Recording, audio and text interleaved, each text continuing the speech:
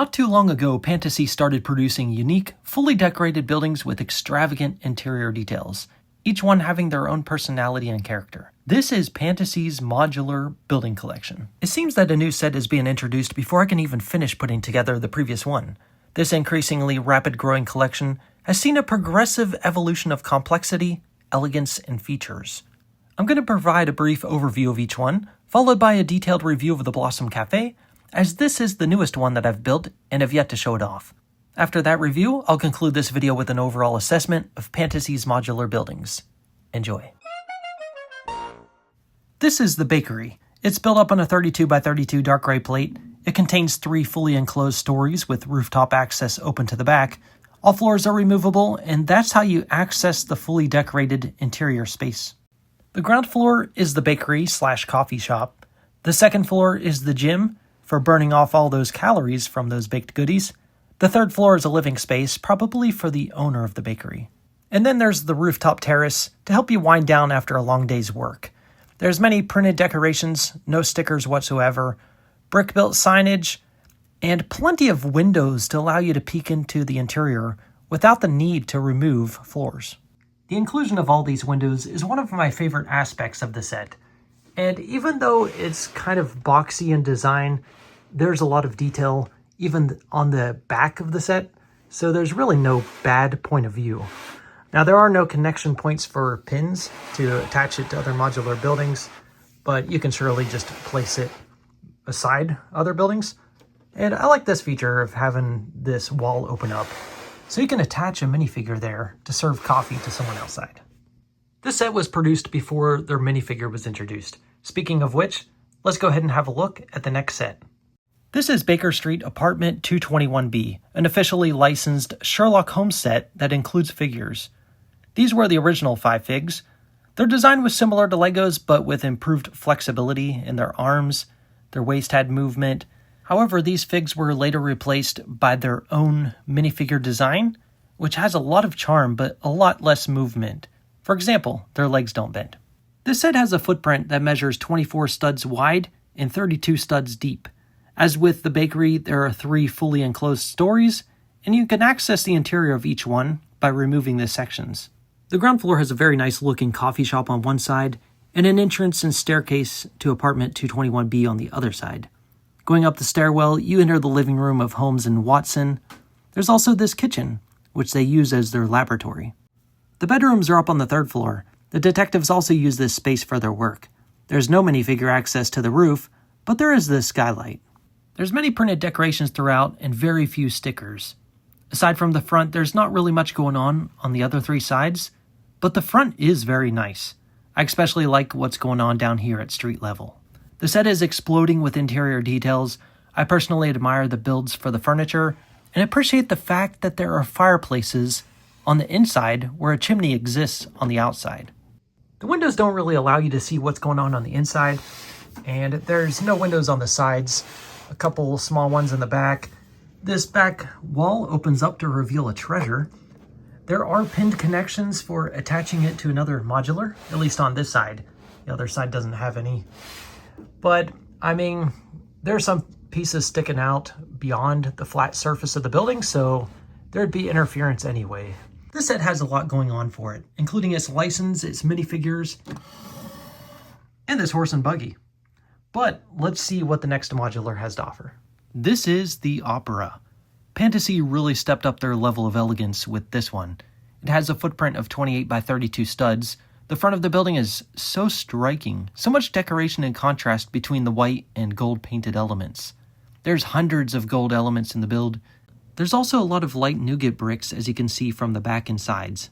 There's not so much to look at the back here until you open it up. And it's jaw-dropping every time I look inside. Add the minifigures to the theatrical scene, and it feels like you're part of the audience. But let's back up a little bit. There are 5 minifigures, each of them having separate legs for a sitting pose. The building comes apart in sections like this, but as I just showed you, there are these access doors for viewing the theater, and a door here to access the dressing room. The opera experience starts when you enter through this revolving door, which actually revolves and leads you into this grand foyer. The spiral staircases were fun builds and look magnificent. There are 3 large portraits displayed on walls and some artwork in front of each portrait. Everything decorated in this set is a print. The floor is well finished with the tiling work, but I would have liked the use of some jumper plates for attaching figures. Above the foyer is a 2-story theater, and you can imagine the guests entering the room via the spiral staircases and taking a seat in the grandstands. For the VIPs, though, there's a very narrow staircase leading up to the balcony where they can enjoy the performance from their booths. The stage is nicely framed up with a red and gold curtain. The backdrop uses a double-sided cardboard piece to switch over from one scene to the other.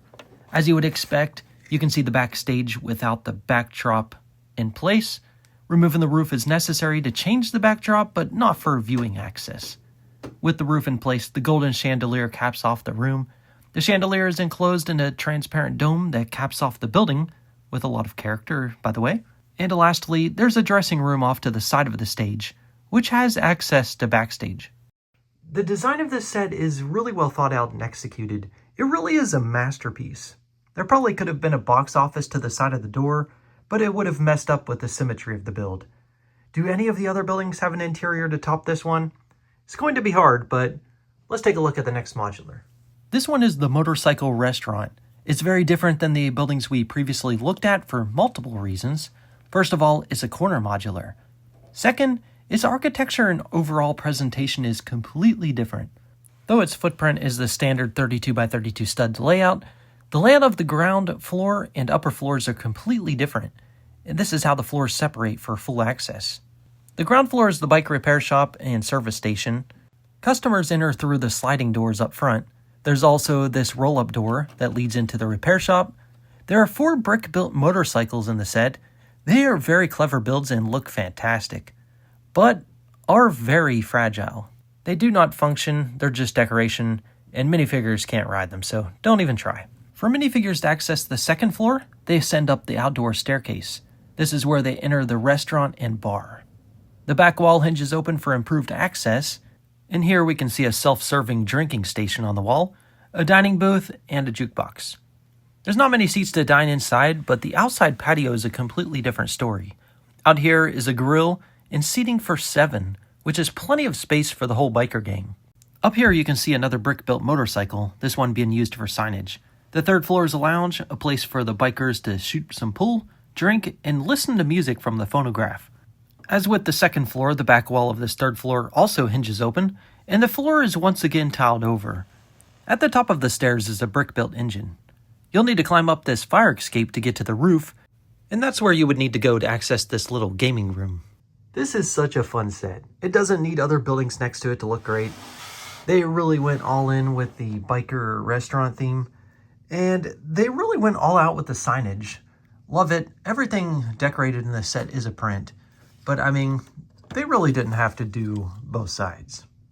There's a lot of fun builds throughout the set, including this old gas pump. Good part uses throughout, including the roller coaster track used to line up the roof of the 1st floor. I really love the color choices with this set, though once again, there's no jumper plates for attaching minifigures, and some of them can be pretty hard to stand up, as you can imagine with their big heads and hair pieces. This next one is the Craft Brewery. Once again, Pantasy goes all in with the theme. For this set, they brought back the same 32 by 32 dark gray plate that was used for the bakery.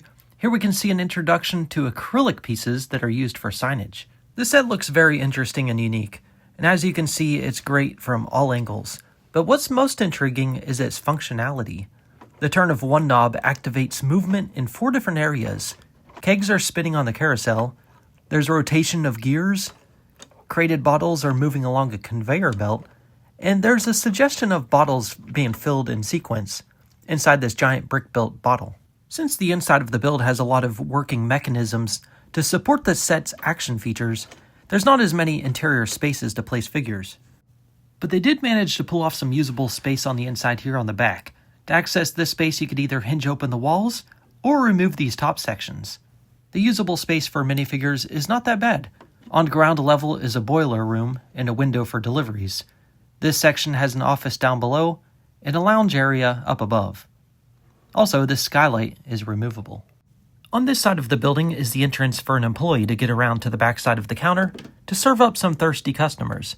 There are some removable assemblies to help you place that figure on the studs behind the counter. And speaking of figures, there's only 3 this time, but I think that's enough, considering the small amount of real estate for placing them. This is not your typical modular building for building a city, and I like that. It's great looking in its own way, and its functionality is pretty fun. This next set is simply titled Toy Store. It celebrates a 5-year anniversary of the brand. The set comes with 4 minifigures, and if you got your hands on this set early on, you would have received a 5th one, which is a 5-year anniversary fig. The base of this set measures 32 by 32 studs, and it's built up on 4 16 by 16 light gray plates. As with the Brewery, an acrylic piece is used for the sign. As with the Opera, there are many gold metallic coated elements, but not near as many. The combination of gold accents and architectural design emits an elegant upscaled toy store. As for the back, well, it's not so elegant considering the upside down clown. What the heck's going on here? Well, we'll find out when we get to the interior. This is how the building can separate, though you don't have to separate it like this to see the interior, as there are hinged walls incorporated into the build. How's that for access? This first floor is the toy store. There's a lot of micro builds that represent Pantasy sets that were produced over the past 5 years, my favorite build being the one for the Astro Boy. There's even a representation of the boxed set. The second floor is the arcade. There's some really cool builds such as the air hockey table, a racing game, pinball machine, and a video game with an action feature. Then there's the clown on the wall that can flip over to reveal a sign that says bang. I don't get this and would rather it not be here. Also in this arcade are life-sized toy soldiers that can be seen from the outside, and you can spin them around when turning this knob. To build these, it took much patience, but they do look great. Outside the arcade is an outdoor lounge area. Here you could view another micro build that's on display inside this tower. Up on the roof is the outdoor play area with a teeter-totter. Detail is definitely not lacking here, but what is lacking once again are studded surfaces for placing minifigures. I mean, it looks very well finished with it being tiled over and all, but I want to be able to anchor down these top-heavy figures. Well, that wraps up the overview of 6 modular buildings that I've done review videos for. Feel free to check out those videos on my channel. Next, I'm going to do an in-depth review of the Blossom Cafe. This elegant 3-story building includes a cozy cafe, a sculpture exhibit, and an art gallery. Interior details can still be admired even when the build is fully complete, as there are hinged walls on the back for accessibility to all levels. In addition, on this side, the entire wall can fold outward to provide full visibility of this indoor growing tree. The tree stands tall in the atrium, and also that's where the figures access the upper floors via the spiral staircases. There's much to see with this modular building, but first, I'll share with you my building experience. The 2,826 pieces of the set are neatly arranged in numbered bags. There are some pieces bagged separately, such as the pieces to build the 4 minifigures and the acrylic sign. The footprint consists of 4 16 by 16 light gray plates. This flower bed isn't connected by studs, but rather via these clips.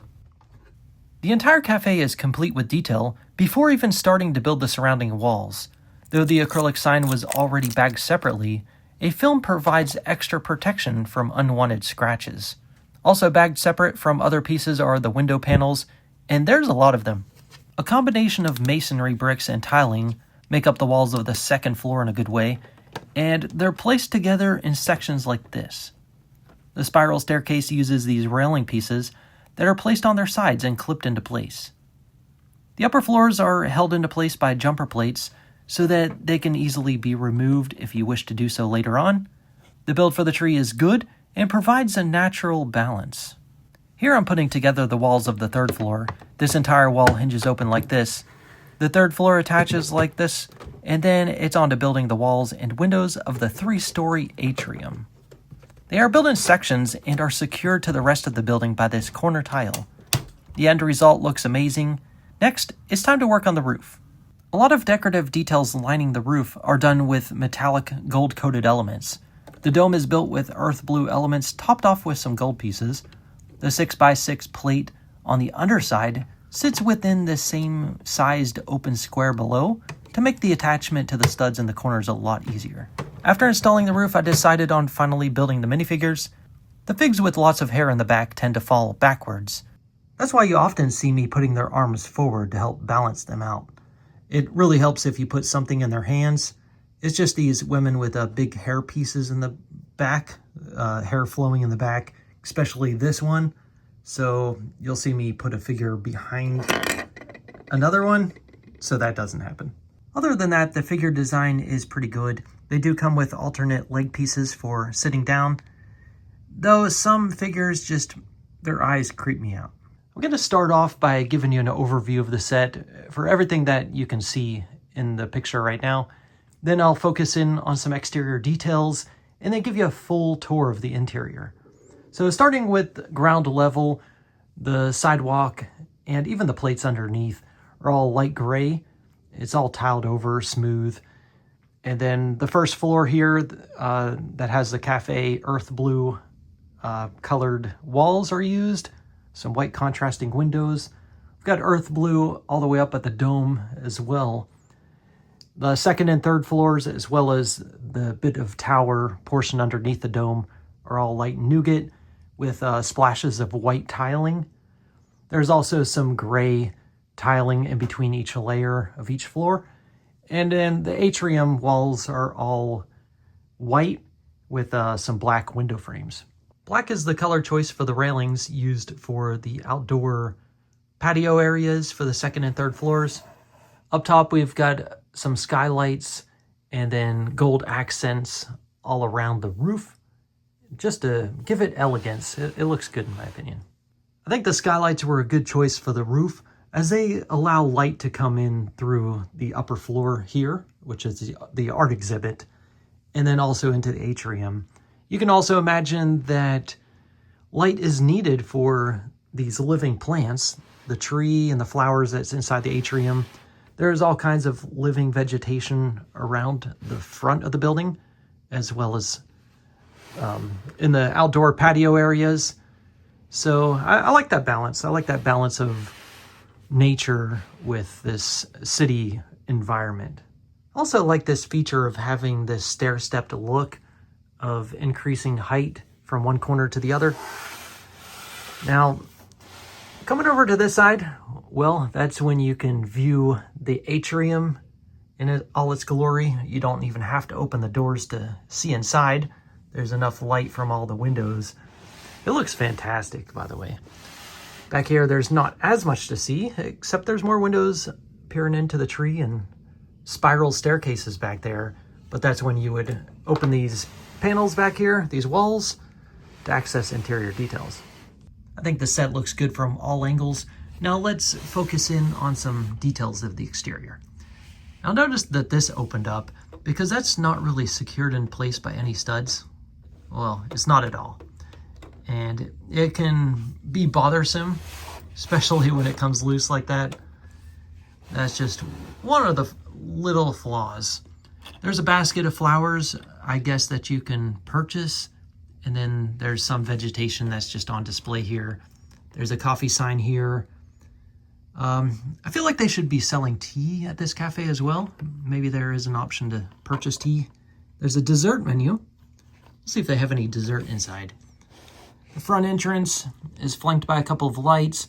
There's some prints on the windows, giving you the times of operation there. Everything in this set is printed. There are no stickers. One acrylic piece used for the sign. Like the red and white striped awning up above the entrance, as well as all of the plants and flowers. Out on the sidewalk in front of the cafe is this cozy seating area. You could potentially fit 4 minifigures, but you might have a tough time sitting them back to back with their big hairpiece. But like this little seating area. Also, there's plenty of space for posing minifigures on these terraces.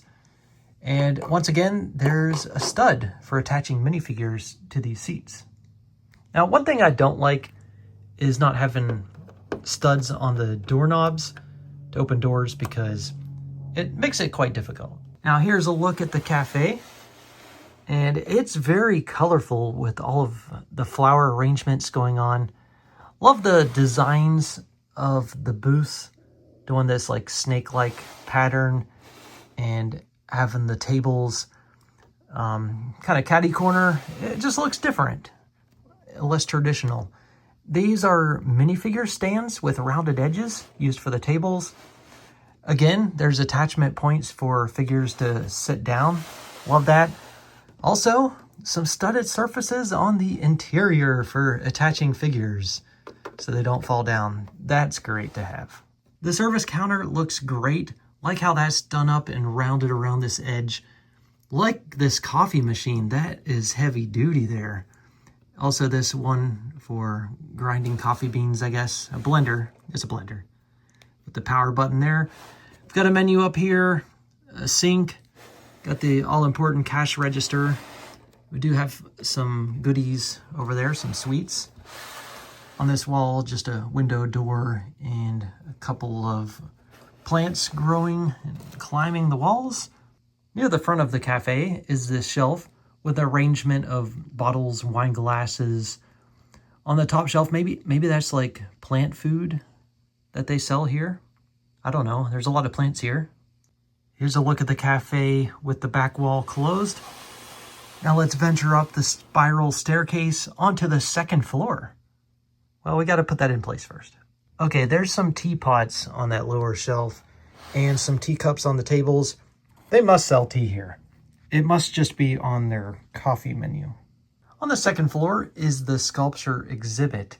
There's 6 different sculptures all elevated on these columns and then kind of roped off with these red bars. This guy is particularly interested in the moose. But I love the fact that you can attach figures. There's attachment points. It looks great being tiled over, but great to have those spots for posing minifigures. Now let's venture on up the spiral staircase once again to the third floor. There's no windows on this wall, but instead there's art. This is the art exhibit. It's a little bit minimalistic, but that's how art exhibits are, right? I kind of like that. There's studs on the ground again, and then that leads you out to the outdoor terrace, which you've already seen. I didn't have to leave the roof off to let light in because the skylights do a nice job. They do a nice job of letting light in, that is. Now up here in this dome section, there's really nothing, but it's all decorative up there. Like the fact that some of these gold elements are plant shaped to go along with the theme. Now the way that this opens is pretty impressive. You can do that, and you can even fold it. Now that's very innovative. You can pretty much view the entire interior from opening this 3-story wall of the atrium. Naturally, you have more light up here at the top. It's a little bit darker underneath, but just having this ability to open up the whole side is quite impressive. To wrap up the review of the Blossom Cafe, I'm going to go over some pros and cons. I'm going to start with the cons. It's always a shorter list. Not having this section of windows attached, it just moves around. This skylight sometimes kind of pops out because I think it's putting stress on this assembly right here. I feel like this is a little bit too big to fit into that space. The should have some doorknobs, easier time to open doors. Now let's cover the pros. The word that comes to mind when I want to describe this set is charming. The second word would be elegant. So I think it's very elegant and charming. There's good contrasting colors throughout. I like the asymmetrical build with the tiered structure there. There's a good balance between city life and organic life. I like all of the different areas for placing figures, whether it be in the seating area down here, the terraces outside. There's just a lot of places out here to place figures. As nice as the sidewalk looks, I would have preferred a stud or two there. But inside, there's so many different areas to pose figures, which is great. Access to the interior is incredible. Love the design. It's just very well finished. Just the overall presentation is a strong point. I mean, to be able to open this 3-story atrium and see a tree growing in there, is pretty cool. This is better than any greenhouse build I've seen. There's no stickers to deal with. All decorations in this set are prints. And the price for this set is only $140 for almost 3,000 pieces. But you can get this on Amazon for an even better price than that, like $110. Now, I put out a lot of positive things to say about the Blossom Cafe. It's a great standalone set. But how does it fit into this city of Pantasy Modular Buildings? Well, I'm going to conclude this video by providing an overall assessment of the collection. I feel like each one of these modulars is a great standalone set. Low price to part ratio, incredible value. But I don't feel like they're quite cohesive in coming together. They're lacking consistency between the sidewalks, the coloring of the tiles and the plates underneath the tiles on street level. The lampposts are inconsistent where they're placed and the design of them. Some have pinned connection points, some do not. The Brewery does not. I forgot to show you, but there are holes for pinning in the Blossom Cafe on both sides. And there's nothing overhanging on the sides of this one, whereas some of the buildings do have parts that overhang where you can't put them together. I'll give you some examples. These are the 5 sets that have the ability to connect via pins. So these are the 5 that I'm checking out. Now, the Sherlock Holmes set works best on the end because you can't place it side by side with another one because of the chimney and the downspout. There's no pin connections on the other side. Coming together with the Blossom Cafe here, it almost works, but there is some interference at the top here with this wheel cover. It's this piece here, just over there. So a slight interference there, whereas these parts that hang over don't interfere with anything on the Blossom Cafe, whereas it would with the Opera per se. Now, the sidewalks don't come together quite right. Very similar design, except for the use of a dark gray curb on the Sherlock Holmes set. Aside from the different grays in the sidewalk, the Opera and the toy store coming together kind of work. They do interfere a little bit at the top, but they sit pretty flush together. But then again, it's just squished. It doesn't make sense for the toy store to cram up against this window that displays that beautiful tree in the Blossom Cafe. So it just doesn't look right without providing some space. Over here, the Motorcycle Diner restaurant is a corner modular, so I put it this way, but yeah, up here is where it hits the Opera. Okay, actually this arrangement doesn't look bad at all.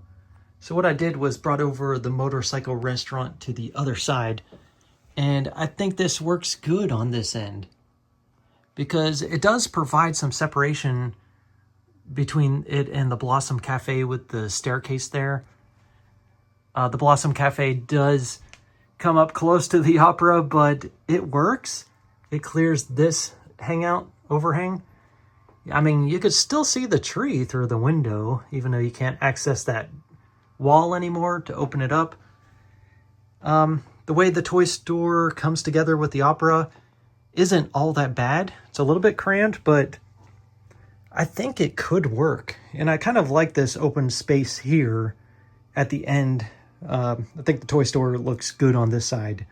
So the only thing I would change would be the pattern with the sidewalk, make it consistent, but also probably switching this lamppost and bench around so that you don't have too many lampposts all in one spot. So that's the furthest I've come in creating a fantasy city. Let's look at the backside. So if you didn't place these up against a wall, you could actually still access a lot of the interior with this arrangement. The toy store opens up from the walls in the back. The Opera, you can still access the interior.